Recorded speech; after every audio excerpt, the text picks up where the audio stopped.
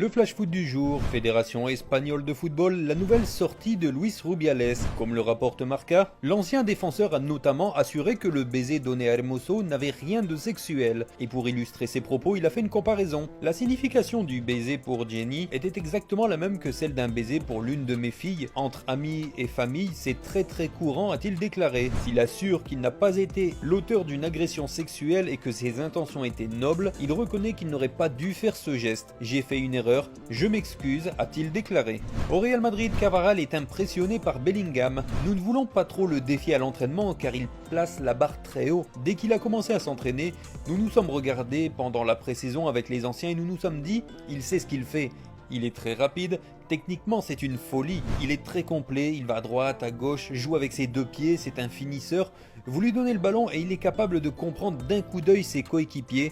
Il est très intelligent, à juger l'Espagnol. Du côté du FC Barcelone, une vente à 8 millions d'euros a capoté en fin de mercato. Le club a cherché tout l'été à vendre Clément Lenglet et aurait pu y arriver. Selon les informations de Marca, les Blaugrana auraient trouvé un accord avec Al Nasser pour un transfert sec de l'international français contre un chèque estimé à 8 millions d'euros. Mais finalement, Lenglet n'a pas souhaité rejoindre le club saoudien et voulait rejoindre un club européen. Le Barça n'a pas souhaité entrer en conflit avec un joueur dont l'attitude n'a jamais posé problème. Les dirigeants de Manchester United devraient bientôt signer un contrat qui va leur donner de l'air face au fair play financier. En effet, ils sont proches de trouver un accord avec la société de technologie américaine Qualcomm. Le média Daily Mail évoque la somme de 70 millions d'euros par saison. Actuellement, c'est la marque TeamViewer qui occupe le torse des joueurs, mais aucun accord n'existe pour la saison prochaine. La porte est donc ouverte, sachant que cette année, TeamViewer paye 54 millions d'euros. Sélection allemande de football, Nagelsmann pourrait être libéré par le Bayern.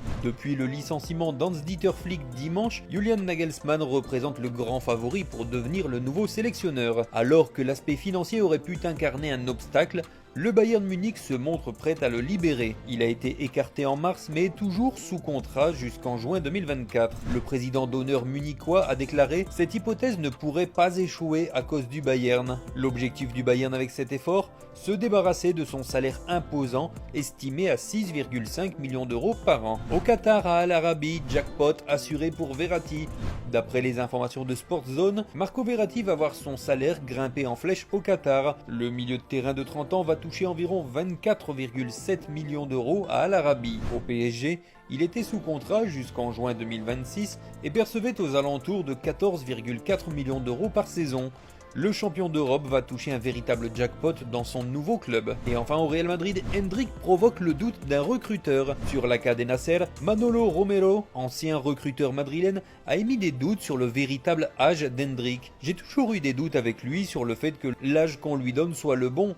Oui, parce que physiquement, il est trop bien formé et je me souviens toujours de l'anecdote de Radamel Falcao qui est arrivé en Europe plus vieux que son âge, a déclaré l'ancien recruteur du Real Madrid. Arrivé en 2009 au FC Porto, Falcao, né en 86, avait aussi fait l'objet de doutes au sujet de son âge. Selon certains documents, il serait en réalité né en 1984. L'élection espagnole de la Fuente veut protéger Yamal. Encore une fois, nous devons être prudents, le protéger et prendre soin de lui, l'aider à s'éduquer et son club a les meilleurs pour cela.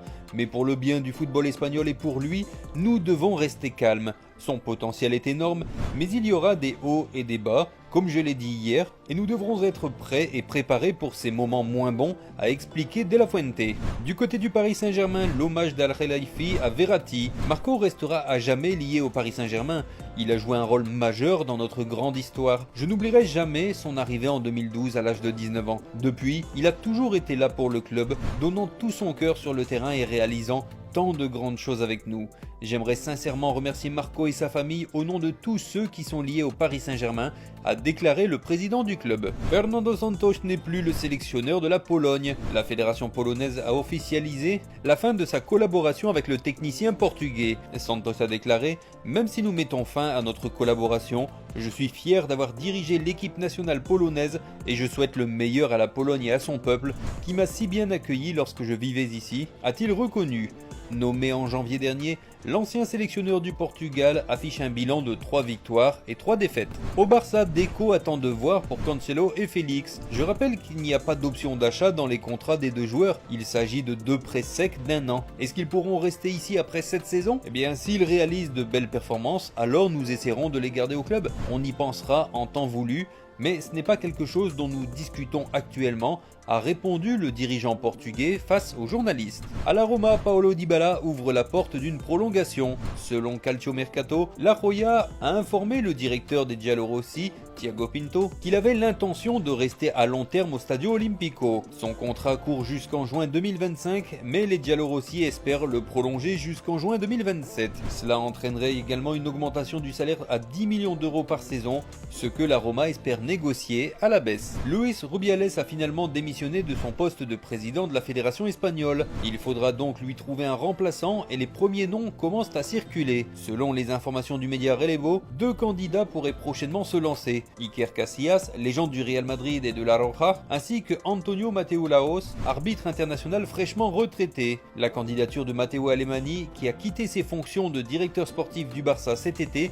n'est pas non plus à exclure selon nos confrères. Et enfin, Tottenham, Richarlison ne va pas bien et explique qu'il va faire appel à un psychologue. Je retourne en Angleterre, je vais chercher de l'aide psychologique chez un psychologue pour travailler mon esprit. Je veux revenir plus fort. Cette semaine, je vais m'asseoir et discuter aussi avec Tottenham. J'ai besoin d'une bonne suite, obtenir du rythme de jeu et arriver en forme en sélection. J'ai traversé un moment turbulent au cours des 5 derniers mois en dehors du terrain. Maintenant, les choses sont déjà bonnes à l'intérieur. Les gens qui ne regardaient que mon argent se sont éloignés de moi. Les choses vont commencer à s'améliorer, a-t-il déclaré.